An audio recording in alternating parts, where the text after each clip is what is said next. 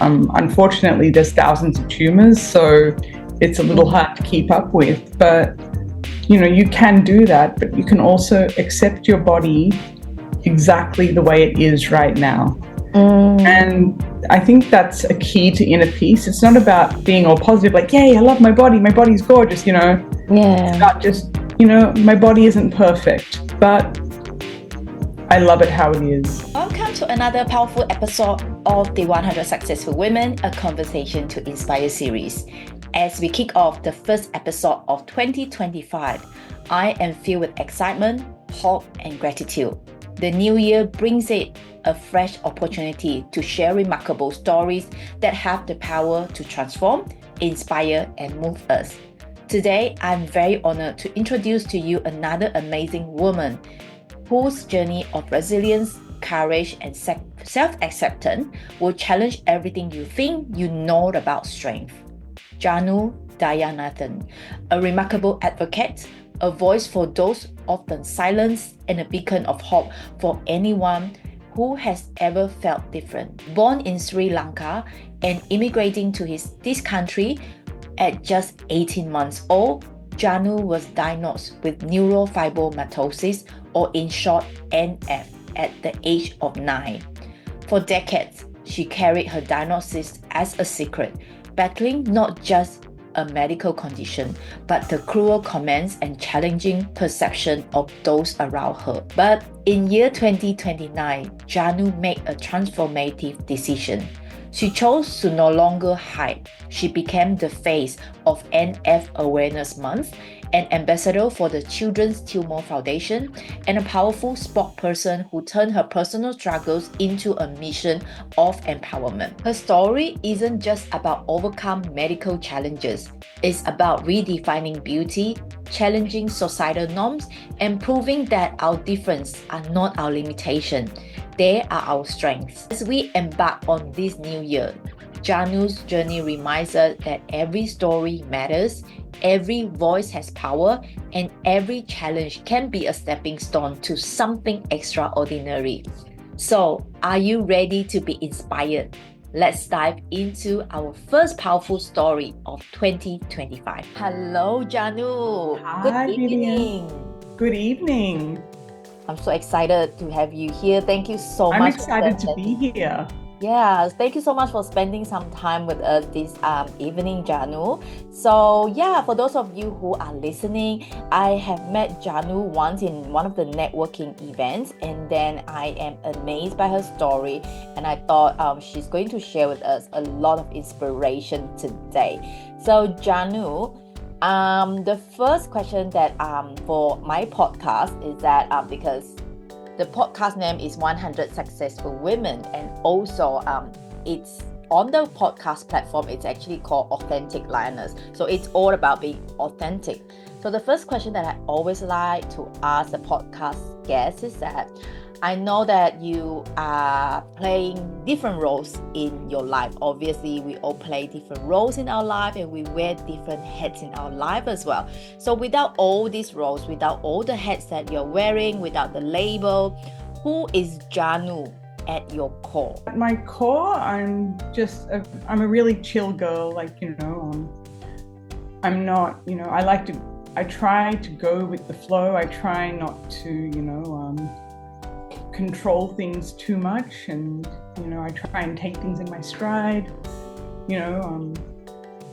I'm like, I try to be very accepting of things, and not get flustered when life throws curveballs at me, and I've had a lot of curveballs thrown at me in my life. So I just try to enjoy each day as it comes. That's who I am. I love that you being chill sometimes, because I think it is sometimes the things is not 100% in control, and we have to let go of control sometime, and I love that. Thank you so much for sharing that with us, Janu. So tell us a little bit about yourself. What are some of the roles now that you're playing in life? Especially, I know that you play a big role in the community, and you appear a lot of media, and you talk a lot about your story. And yeah, do you want to tell us what are the roles that you are playing now? Yeah, sure. So obviously, I do have a job and I play a role there, and as an analyst in a mortgage brokerage. So we have our own platform and I help run that platform, so the brokers have all the access to data and calculators. So I don't deal with customers, but I deal with the brokers. Then I'm also a daughter, and a sister and a friend, and a family member. But one of the biggest roles that I do play is as an NF ambassador. So I have a genetic condition, it's called NF for short, but the full name is neurofibromatosis. And so it's a genetic condition that causes tumours to grow anywhere where there are nerve cells in the body. So the brain, the spine, the skin, just anywhere in the body where there are nerve cells, these tumours grow. And these tumours can sometimes be painful, sometimes not.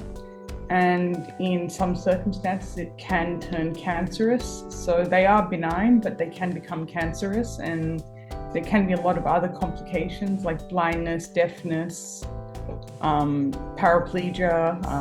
Some people have had to have limbs amputated. So it's a pretty full-on genetic condition. And the thing is, each individual case of NF is different. So it's not like other conditions where you know how it's going to progress, but you won't know when it will progress. It's not like this will happen and then this will happen and then this will happen, and you just have to be prepared for those things. With NF, it could be anything, like it could manifest in any possible way. So for example, for me, a lot of my tumours are external, so it's on my skin and my body on the outside, whereas I've got other friends where all the tumours are on the inside. So it does vary. And so the main organisation for neurofibromatosis is the Children's Tumour Foundation. And a few years ago, so this is going back to 2019, so wow, 5 years ago, what happened was I actually had to shave my hair off for surgery because I had tumours all on my scalp and I had to have them removed. So I had to shave my hair off, and I wanted to turn the negative into a positive, and I decided to raise funds for the Children's Tumour Foundation. And at the time, not many people knew that I had neurofibromatosis, because when I was first diagnosed, my extended family advised my parents to keep it a secret and not tell anyone that I had this genetic condition, because they were worried how people might respond to that information. They kind of wanted to protect me from that negative reaction. So they said, oh, don't tell anyone because all these horrible things will happen. And then what happened was, while that advice was well-intentioned, they thought they were protecting me, it actually did more harm than good in the long term, because what happened as the tumour started growing and it became really obvious there was something different about me when people asked questions, I couldn't answer authentically because I was told, don't talk about it. And so it made it very hard for me to connect with people, and I didn't have a lot of friends growing up, and it was a very lonely, isolating thing. And I'm the only person in my family with this genetic condition, because normally you inherit it from a parent, but every now and then some people have what's called a spontaneous mutation of a chromosome, and they're just randomly born with it. And I'm one of those random people. Anyway, 2019, I had to shave my hair off and I wanted to turn the negative into a positive, and I decided to also use that as a way to share with the world and say, hey, I have this genetic condition, this is what it is and this is how it affects me. And so I posted the fundraiser on my Facebook and shared my story, and I was very nervous because I don't know, because I guess you come from an Asian background, you know how judgmental Asian and South Asian communities can be. So with a lot of trepidation, I put the post up on Facebook, and I went to bed that night and tried to sleep, and the next morning I woke up and there were all these comments like, oh my God, I had no idea. Why didn't you tell me? I could have supported you through this. You didn't have to go through it alone. And some of these people, who were my friends, their parents knew my parents. So they went and told their parents. They're like, oh my God, Janu has this genetic condition and blah, blah, blah. And suddenly my parents were getting phone calls as well saying, why didn't you tell us? You didn't have to go through this alone. There was no need to hide it. And I set a goal of $3,000 at the time to raise funds. And I reached that goal within 48 hours. So I increased the goal to 5,000, and then I hit that within 48 hours. And I thought, okay, I'll increase it to 7,000. I reached that goal, and in the end, I ended up raising $16,000. Wow. For the Children's Tumor Foundation. And that money went towards funding research for a drug that for kids with neurofibromatosis. So it's a drug for kids. So that money went to that research, and it actually helped to fund that research project, which was really cool. And then that's when the Children's Tumor Foundation sort of asked me, hey, you're really articulate, and you're really sort of, you've got a good presence, would you like to be an ambassador? And so they asked me this before my surgery, and in my head I'm like, no, I'm not the right person. I shouldn't be doing this. There's probably someone who's better than me to talk about neurofibromatosis. I'm not the right person. I'm not the right person. And so rather than saying no right away, I just said to them, let me think about it. Let me get through my surgery first, and then I'll get back to you. And I fully intended to say no. But while I was recovering from my surgery, something actually clicked for me. So there's a girl, her name's Carly Findlay. So she's a ambassador for people with appearance differences.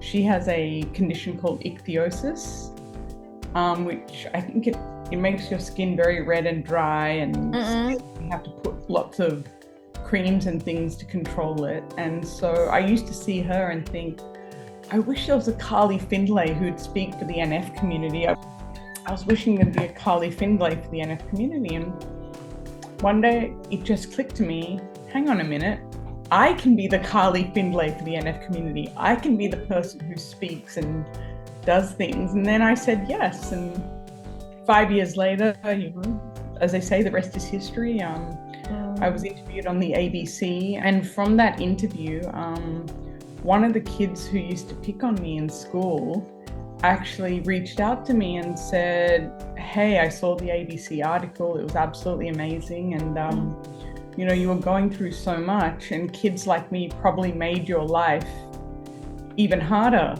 The person didn't say sorry, but they acknowledged their role in the trauma that I experienced. And that was massive for me. Just the fact that they acknowledged it meant so much to me. And so I actually emailed the author of the ABC article, and I was like, hey, just letting you know that this happened because of your article. So thank you.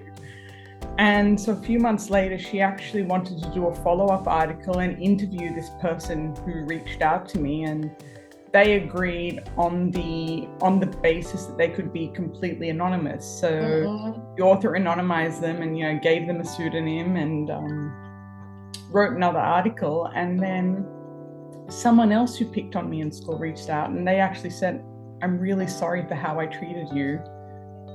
And even though I'd actually done a lot of personal development work, and I'd sort of forgiven all those people who hurt me, traumatized me. I'd sort of done the forgiveness work. And so I didn't need the apology or the acknowledgement, but it was just so good to get it. You know what I mean? Yeah, of course. And so anyway, from there, a little while later, I went on SBS Insight to talk about body positivity. Now, I'm not a massive fan of the term body positivity. I prefer the term body acceptance, because you can't be positive about your body 100% of the time. That's right. It's not realistic, but you can learn to accept your body and love your body as it is. And, you know, you will have some days when you look in the mirror and you think, ugh, look at me. Like, we all have that, right? And, you know, for people like me, it's probably more magnified, but you can learn how to accept your body the way it is. And, you know, in some cases, like, you know, you can change it, like, you know, and that's what I love about the idea of body acceptance. It's, you can accept your body the way it is and change it if you want to, you know, whether it's losing weight or, you know,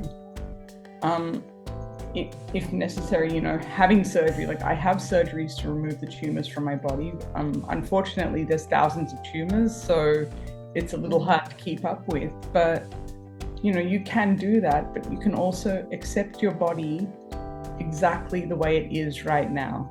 And I think that's a key to inner peace. It's not about being all positive, like, yay, I love my body's gorgeous, you know.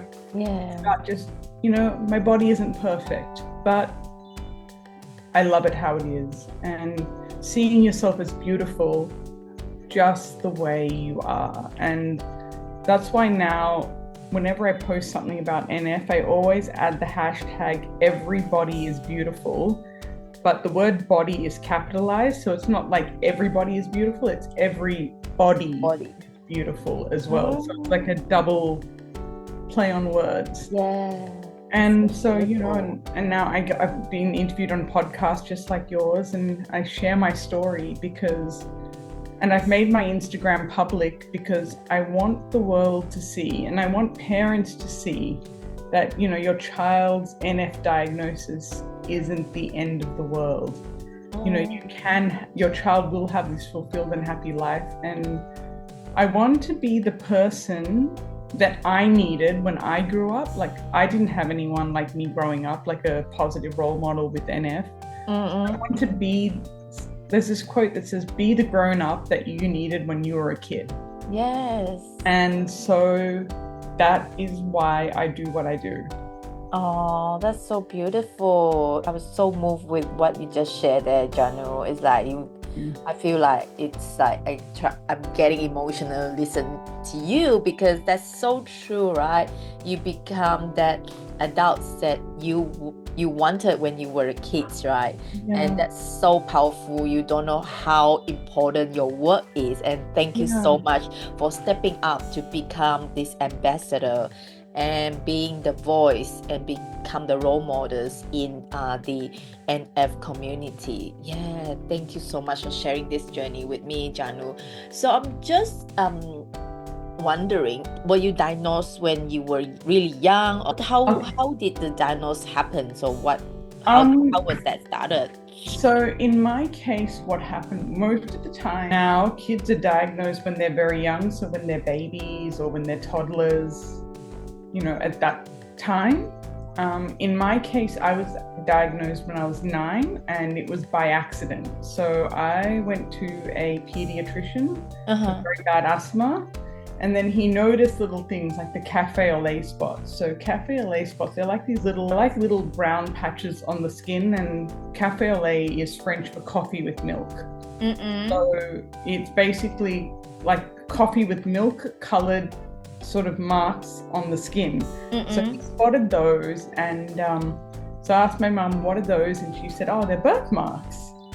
And he kind of gave my mum a funny look, and mum then knew something more serious was going on. And he then pulls out this big fat textbook and basically information dumps on my mother about this diagnosis. I won't go into the details of that because it was pretty horrendous, and we can probably save that for another interview or another thing. But so that's how I was diagnosed. In some cases, some people are only diagnosed in adulthood because they go through their whole life not knowing they have NF. And what happens, their child is born with NF, and then they do genetic testing on the parents to see if the child inherited it or was a spontaneous mutation, and then they discover that they have NF. So it can happen in lots of different ways, but generally, for the most part, it's diagnosed in childhood. And that's why they call it the Children's Tumor Foundation, because it affects you right from when you're a child. So is that the first like kind of symptom is the mark that you mentioned earlier, Janu, or there are different symptoms? So there's lots of different symptoms. So it could be the marks that I mentioned. The child may already have tumours, so the child may have a brain tumour or something like that that indicates it. It could be, so sometimes kids with NF, they're born with like a slightly enlarged head and they have like hand-eye coordination problems, learning difficulties, things like that, that show like that there could be something more wrong. Yeah, so kids with NF, they sometimes have hand-eye coordination problems like fine motor skills or gross motor skills.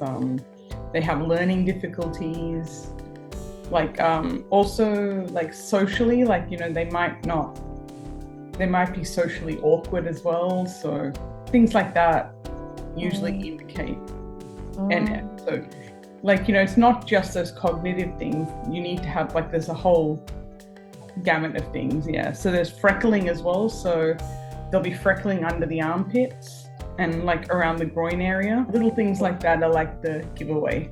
Wow. So what's the statistic like for children or the people with NF?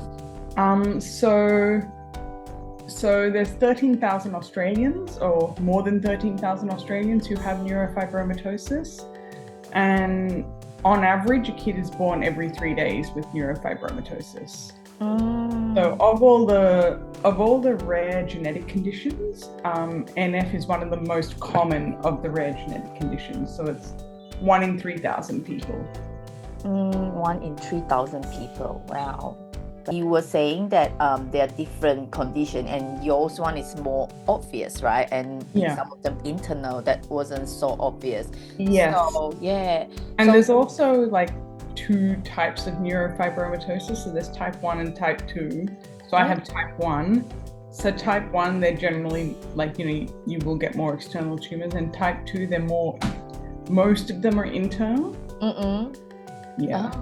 So type 2 is the one internal. No, even type 1, you can get internal tumours as well. Like they're very, very similar, and there's lots of overlapping sort of things. But type 2, you don't get as many external tumours as you do with type 1. And type 1, you get the external and the internal is the best. I'm probably, like, you probably want to ask a doctor who can explain it a little better than me, but that's just what I've observed. Wow. Yeah, thank you so much for sharing that. It's a lot of that information that you share with us, and definitely it's such an important message for people out there, for people who might not be aware of this very rare genetic condition. Yeah, so you were saying that prior to 2019, people wasn't aware of your condition. So what you did say that for those like 2 decades, like nearly 20 years, what are some of the challenges that you faced along the way? And during that time, how did you overcome those challenges? So yeah, it was actually almost 30 years I didn't talk about it. So it was much more than 20 years. And I faced a lot of things, like, you know, people would come and ask me really inappropriate questions. They'd say, oh, what's happened to your skin? And, you know, sometimes they'd be really unkind and say nasty things. And sometimes they'd give me unsolicited advice. Once I was working in a retail job and a customer came to me and said, can I say something? So I just said, sure, like not really knowing what he was going to say. I thought he was going to complain about some aspect of the customer service.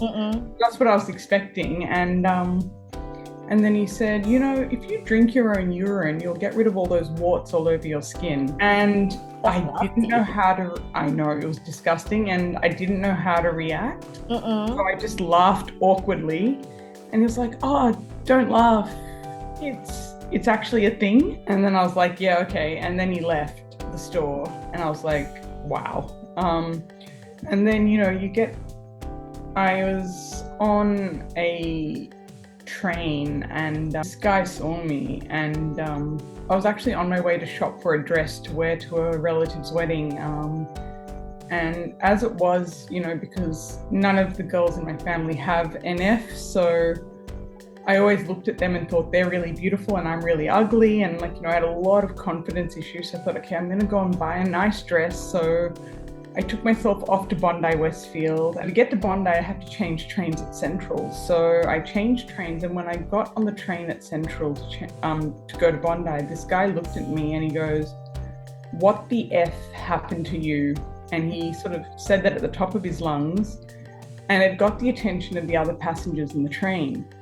So I just said, "Oh, it's nothing." And then he proceeded to ask me more and more questions. "Oh, is it allergies? Is it this? Is it that?" And I just kept on saying, "It's nothing, it's nothing." And finally, I just yelled at him, "It's nothing." And I got up and I went to leave the carriage.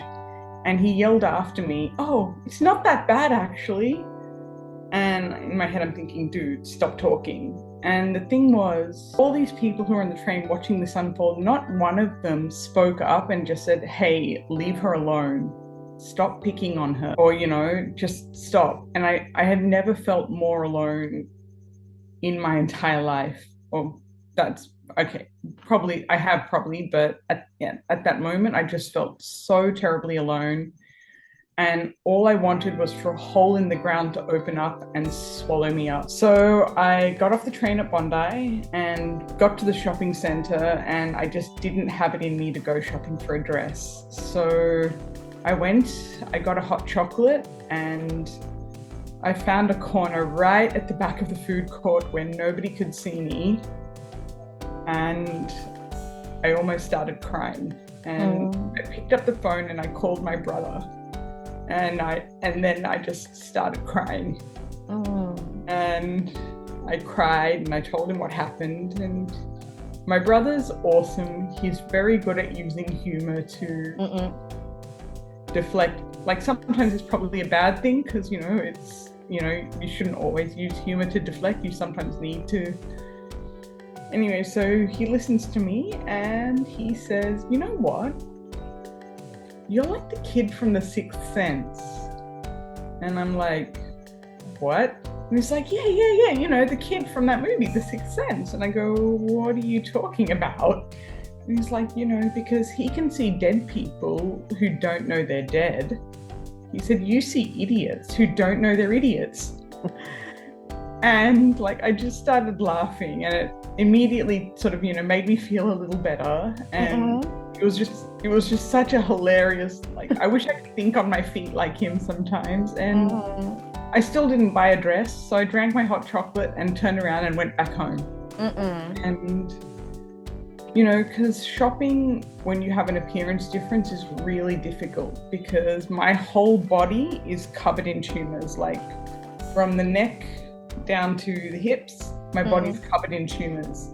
So finding dresses is really hard because a lot of dresses, they've got deep necks, they're backless, they're strapless, all of that. And so yeah, shopping for clothes was really hard for me. So it took a lot of work to finally build up the courage to wear sleeveless dresses or to wear sleeveless tops. When I was younger, I used to wear long sleeved clothing that would just cover me. People would ask me in the summer, "Aren't you hot?" And I'd just be like, "Oh no, I'm fine," even though it's 40 degrees and I'm roasting. And so I dealt with a lot of bullying, a lot of unkindness from people, just unnecessary comments. And it made me very jaded, very angry, very cynical. People even told me, you're never going to find a boyfriend, things like that. So I used to think I'm going to end up all alone and all of that. And so what actually happened was, so after I became an NF ambassador I was meant to be speaking at events and everything. Then in 2020, COVID happened. And so there were no events. So and so I was at home, and it was at that point I thought, you know what, I'm going to do some personal development courses. And so there was a whole bunch, I did a bunch of courses over Zoom. So I saw the transformation one of my friends had and how he became a coach. So I actually worked with him. So I did his courses, and I actually did a lot of work to let go of the hurt, the anger, the trauma. And I worked over about 3 years. I did various courses with him and worked through all of that. And that's how I started to work through all the pain and things in my life. One of the biggest things that I learned through this coaching is that pain in life is inevitable. We're all going to experience pain and trauma of varying degrees. Some of us worse than others. And so pain in life is inevitable, but what's optional is suffering. You don't have to suffer, and you don't have to relive that trauma and that pain over and over again and focus on it and, feel bad. Like, you can work through the pain and come out the other end. And the other big thing I learned was that if you don't heal what hurt you, you're going to bleed on someone that didn't cut you. Oh. And that was like and you will experience trauma, right? But you need to heal yourself, because otherwise you might end up bleeding on someone who didn't cut you. You might end up traumatizing them. It might be, your partner, it might be your kids, your parents. It could be the person who serves you coffee, in the morning. You might yell at them for no reason because you're hurting about something else. And so, you go around life bleeding all over the place and, spread that hurt. Whereas if you heal yourself, then you can then, respond to things from a place of healing and not a place of trauma and hurt and anger and cynicism. Yeah, so true. That's the saying that hurt people because they wasn't healed yet. Exactly. And I also, growing up, I was surrounded by people who were not like, my parents and my brother, wonderful. But then, I didn't have many good friends. I had a couple, but then there were a lot of friends who weren't really friends, and it took a lot of growing and healing to gravitate towards good friends and also find more good friends and surround myself with good people. And once I started surrounding myself with the right people, that also helped the healing process. And helped me to be more confident and feel good about myself and keep doing the work that I'm doing. And so I think the nugget of wisdom from that is you can't change the people around you, but you can change the people around you. So I know that sounds like a weird twist of words, but there are people around you. If they're not supportive and loving and caring, you might not be able to change them to become supportive, loving and caring. But what you can do is change the people around you and find people who are loving, supportive and caring, who are encouraging and cheer you on and celebrate your wins. And don't try and take the wind out of your sails. Like, when you're exciting and celebrating, they're going to be like, yeah, that's amazing, Vivienne. Like, I'm so proud of you, and not trying to pull you down. So if you surround yourself with the people who will love you and support you and encourage you, and in some cases hold you accountable and say, hey, you need to do more, or you need to go bigger. And that's what my coach does. Like, he holds me accountable. He's like, you're playing small, Janu. So his name's Neuro. I can send you his Instagram handle. Like, he's really good, and he'll tell me, Janu, you're playing small. He's like, be bigger, do better, and he'll kick my butt and call me out on it. And you need people who will sometimes do that, who will call you out, but in a way that's, respectful and loving, and not trying to tear you down, saying, oh, you suck, or, whatever, Yes, that's right. You have to be someone to believe in you before you do, right? Yeah, exactly. And it was him that believed in me and said, he actually said to me ages ago, I see you on television and on magazines, or, being interviewed in the news and whatever, and I used to think, oh my God, he's completely insane. I used to think, no, he's nuts. And look what's happened now. Yeah, that's amazing. Yeah, it's always so good to have someone who is there to tell you that that you're awesome, that you are like fantastic, and he is there for you whenever you need that support. Exactly. Yeah, that's such a journey for you. There feel a lot of golden nuggets that you just shared there, and such important message for people to be reminded to heal themselves, and also to really focus on what they can change instead of the external thing that they might not be able to change, and surround yourself with people that uplifting instead of pulling you down. Yeah, that's such a great sharing there, Janu. So I know that you have been on the social medias, in the media. So what others, because one thing that I would like to know is that what are the people, or what are some of the things that you can share to help people to be more compassionate towards people who are different from themselves? I know that you did mention there are a few people that you met or you have encountered. So what are your message out there for people to be more compassionate towards people who are different? So it's kind of twofold. Like, so one thing I say to people is to remember it's something I learned from someone else. It's called the 5-second rule. So if you see someone and you notice something about them that they can't change in 5 seconds, so their weight, their appearance, so whether it's like, something like NF, a skin condition or something like that, if it's something, one of those things that they can't change in 5 seconds, don't mention it. Like, don't point it out, because I'm sure they're already aware that they're overweight. They're already aware that their skin looks different, or they have a big scar or something like that. They don't need constant reminding about it.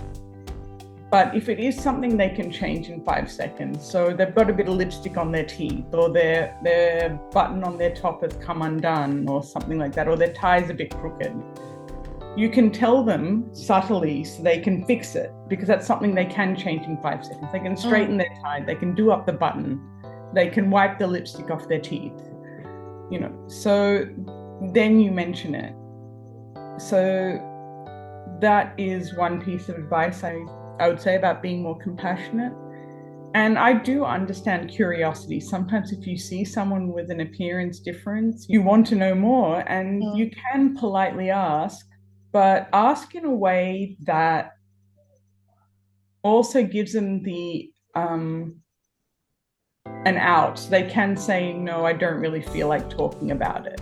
So I'll give you an example. So I was sitting in my psychologist's office in the waiting room, waiting for my appointment. And there was a little boy there. He was sort of watching me, and I didn't notice he was watching me until he went to his dad and said, "Daddy, why does that lady have bumps all over her skin?"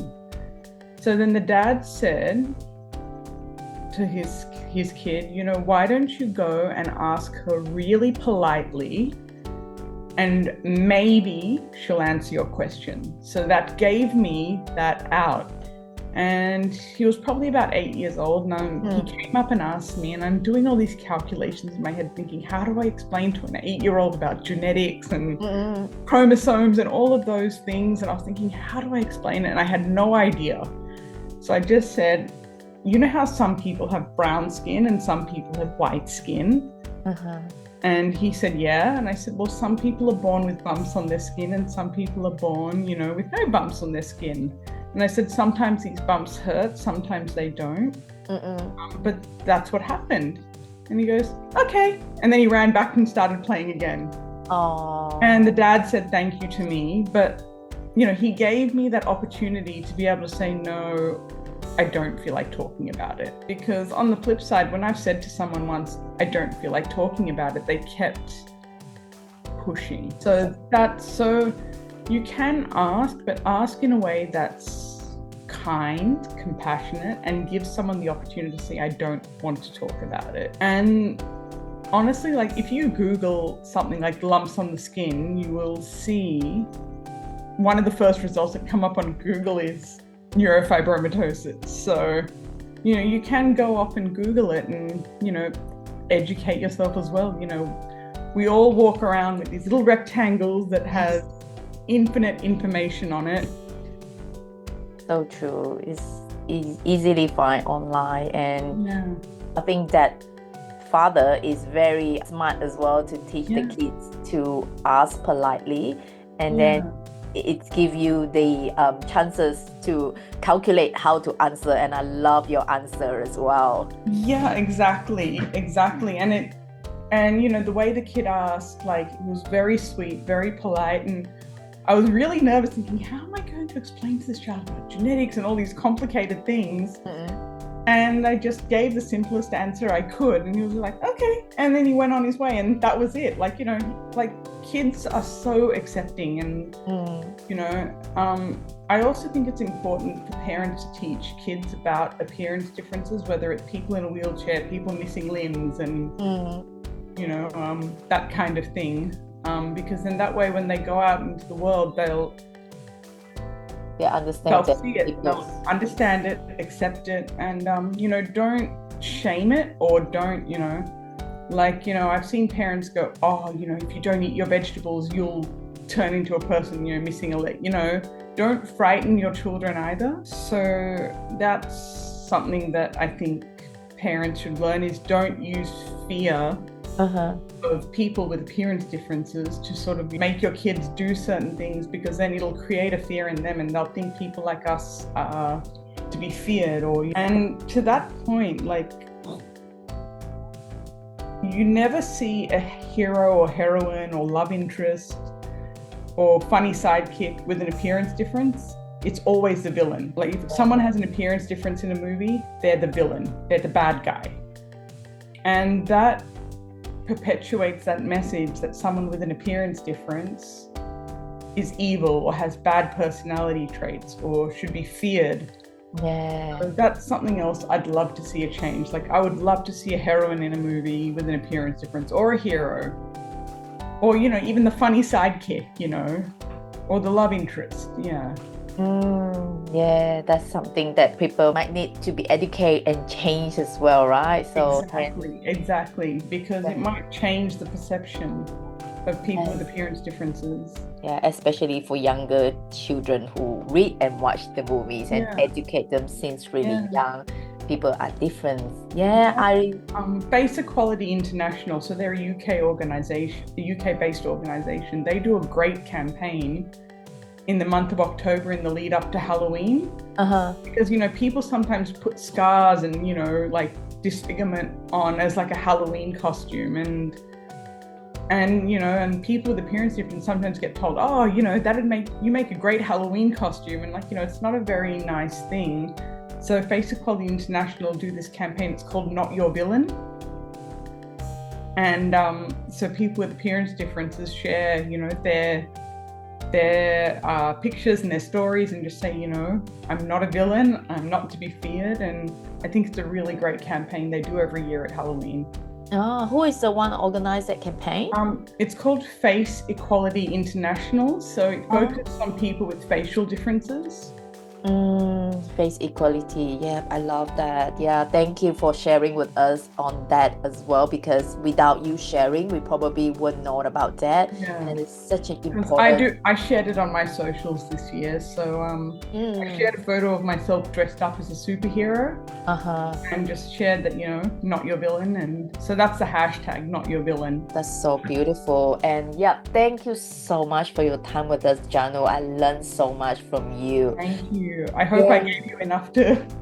It is a lot of information. It has been a lot of educating pieces as well. So what's next for Janu? What's next? At the moment, like, it's probably just going to be just having a bit of a break, because this year's been pretty full on. So I'm just going to take a break, and then next year I'm hoping to become more active on social media. So I'm going to look at that and plan things out and be more active on social media and share more things to try and educate people. So that's what's next at this point.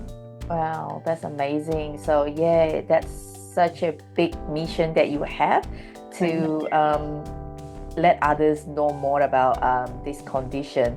So I know that people can easily find you online by just searching your name, and it will be coming up, right? If they want. So my handle is Janu_NF Warrior. And that's the handle I use across Instagram, Threads. Obviously on Facebook, it's just Janu JD, and I post public posts about NF, so you don't have to add me, you'll see them. So on the page. Okay. Yeah, for those of you who want to learn more about NF, make sure you follow Janu's on her social media to see some of the movement that she had on being the ambassador of NF. So yeah, thank you so much for your time with us, Janu. This is a 100 successful women. Obviously, you've been through a lot and you have successfully come out from that dark places, and to be this warrior helping people, not necessarily with the NF condition, everyone out there who probably struggling to accept themselves, who have been through similar journey of being criticized or judgment as well. You are there to stand up for them and to tell them that they can be stronger and be a warrior as well.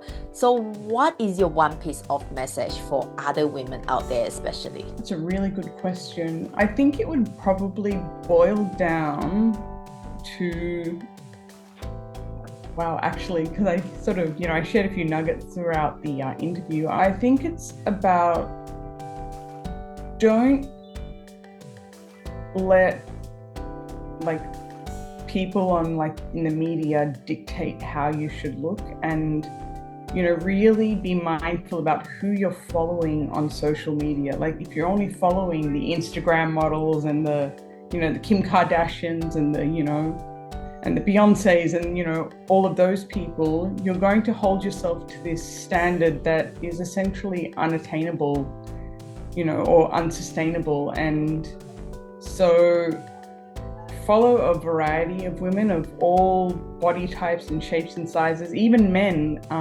Just follow a variety of people, and even people who focus on the internal. Like there's a lot of great people out there who focus on the internal as opposed to the external and the healing. So if you follow those sort of things and consume that content, you will start to love yourself more and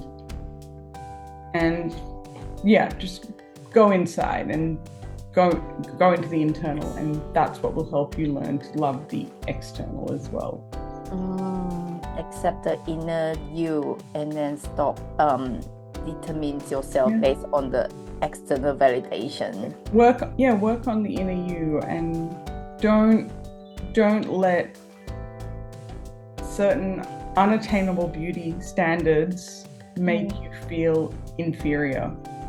Because if you follow a variety of women of different appearances and different looks, you'll see that there's a variety of people out there of all different shapes, sizes, ages, genders, and you'll see that you are wonderful just the way you are. As I said, everybody is beautiful. Yes, so true. Everybody. That's so beautiful, Janu. I love that. I think you can be one of the I interviewed one of the lady in the previous few episodes. Her name is Sammy. The hashtag she had is fuck the body standard, and then it's like because she shared a story about her journey being anorexia and nearly flatline for a few times. So she is she's on a mission to share this hashtag and ask people to accept themselves as who they are, and they don't need to have that external beauty to be themselves. And That's the message that very similar to what you just shared as well, Janu. And then I love that. Thank you so much to you for your very important message, Janu. I learned a lot, and it's a few moments that I got emotional listening to you. And yeah, I love. Thank you for having me. Yeah, it's such a great conversation, and I'm so glad that I get to know you and learn about your journey. So before we wrap up today's conversation, Janu, is there anything that you would like me to ask that I haven't asked yet? I want to add on to my last answer, and the other thing I want to tell women and even men, be mindful of the people you surround yourself with. Going back to that point about you can't change the people around you, but you can change the people around you. Surround yourself with people who are going to encourage you to grow, encourage your growth, and hold you to a higher standard, and cheer you on, and not keep you in a certain place because that makes them comfortable. Like, let your light shine, and if they're not comfortable with your light shining, maybe they're not the people for you. And don't dim your light to make others feel better or feel comfortable. Yeah, that's so true. I love that. Yeah, don't dim your light to make others feel comfortable. That's a light that is going to be reminded for myself and for many people out there as well. Yeah, thank you once again, Janu. I love sending you lots of love, and then can't wait to see you again in person. And whoever who haven't followed Janu, make sure you follow her journey and see some of the news that she has been done in the past, and then follow her and follow her journey as well. Thank you so much, Janu, and I'll hope to see you again next time. See you, Vivienne.